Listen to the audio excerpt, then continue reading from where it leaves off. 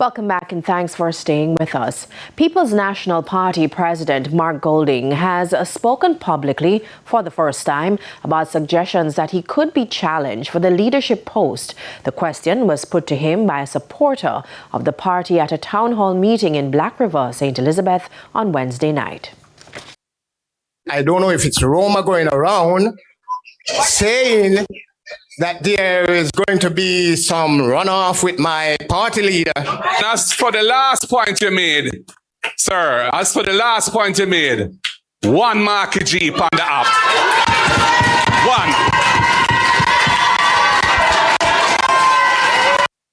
Now, Mr. Golding led the PNP in the last election but was defeated by Dr. Andrew Holness. Shortly after the general election, Mr. Golding indicated that he is prepared to lead the party into the next general election, which is due by 2030. But there have been reports suggesting that Member of Parliament for Northwestern St. Catherine, Damian Crawford, could challenge Mr. Golding for the PNP presidency come next year. Party supporters have since expressed concern that any challenge will be a major distraction and could cause a rift within the PNP.